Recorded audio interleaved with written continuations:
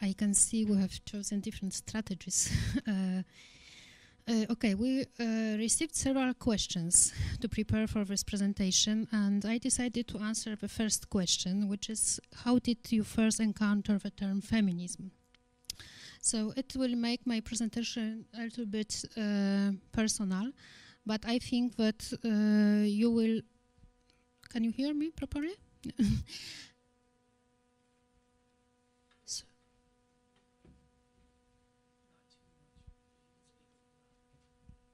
I will try to speak louder. My talk will be a little bit personal, but I think that you will learn a lot about how feminism functions in Poland. It seems to me that the issue of situated knowledge is important for this meeting, for the idea of bringing three of us living in different parts in the world here for this common discussion. So I decided to start with showing you where I was born, where I grew up, and where I studied. So this is, you can see Adam Mickiewicz University. Adam Mickiewicz was a Polish national poet in 19th century, and it is situated in Poznań, in Poland. Probably most of you have never heard of Poznań, so I will show you where it is. You can hardly see it, but it's here. Sometimes we say that it is in the middle between Warsaw and Berlin, because it's exactly in the middle between Warsaw and Berlin. This is my university building. It is also where Magdalena Moskalewicz, that you were mentioned before, studied. And in this university building, I started my study in 1990. It was a very special moment in Poland, because it was just shortly after the communist system collapsed in '89. And it was just the beginning of a period of transformation, yes, of this post-communist period. And I think it affected in many ways the way I actually encountered feminism. I could say that I was taught by only male teachers. There was one woman in my department who dealt with medieval studies and was really not interested in nothing modern or contemporary. And my male teachers had a chance to come to University of Rochester. I don't remember exactly whether it was 90 or something like this. They took part in a summer seminar organized by Douglas Crimp.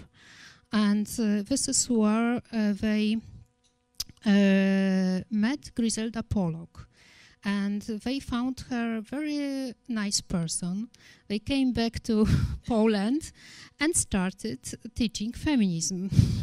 And actually, there was nothing like feminist art history in Poland at that time.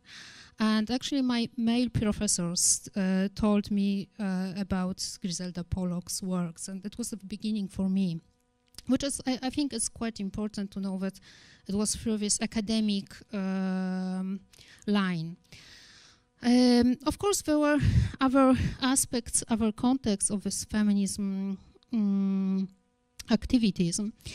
In 1991, the first exhibition of women artists was organized in Poland. It was like the first huge exhibition in National Museum in Warsaw.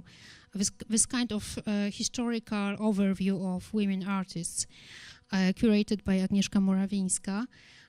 You can see catalog cover, which is quite special, I think. And it says a lot about how this issue was treated, actually. It was, this exhibition was really not a critical exhibition. It was just like an overview of women artists. But when I said that it was a special time in Poland, I also meant that it was a time what we called critical art appeared. As the art that started really addressing different political issues. And there were women artists from the older generation, but also young women artists who started addressing issues of representation of female body, yes, and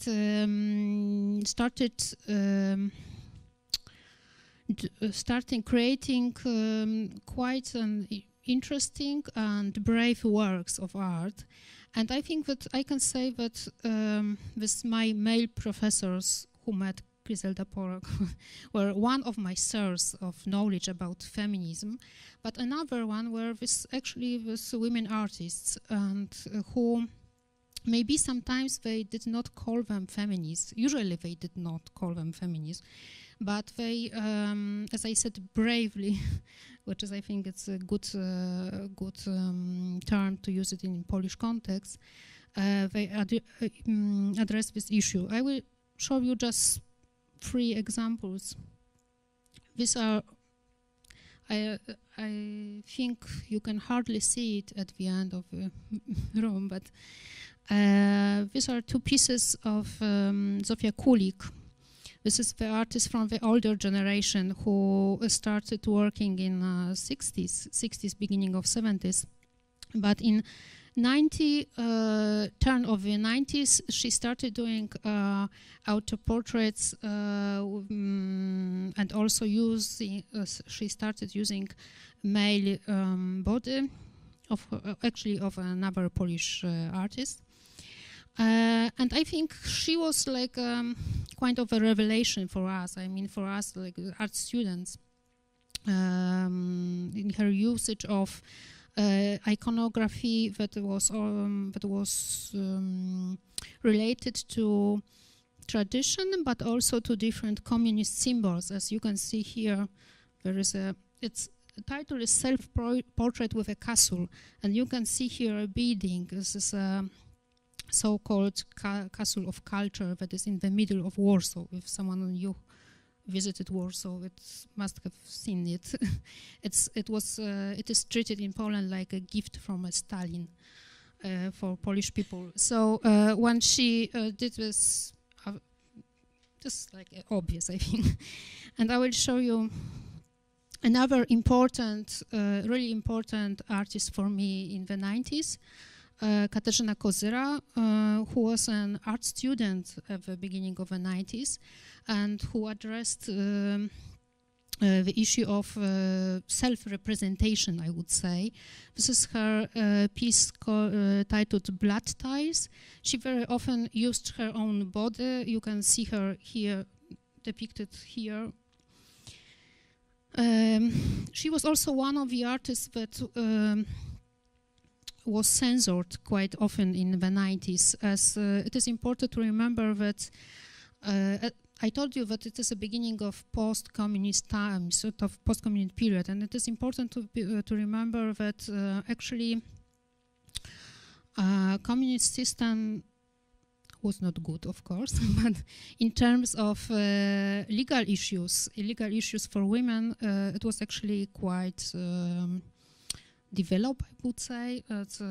Different legislations were quite good for women, and after the political turn, it became much more conservative. I mean, also the law changed in terms of abortion law, for example, or more generally speaking, family law. So 90s was actually the collapse of communism did not mean collapse of censorship, but it just rather it changed type of censorship from political into more how to say related to representation. Yes, I would say, and to religion, for example.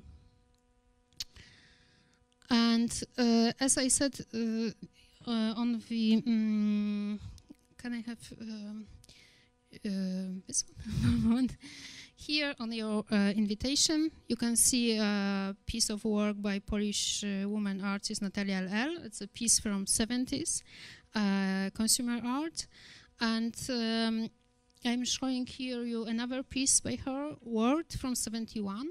As 90s were also the period where women who were active in 70s and were very close to feminism in 70s, as Natalia L. was, somehow became visible again in the 90s, which is also quite an important element of the whole picture.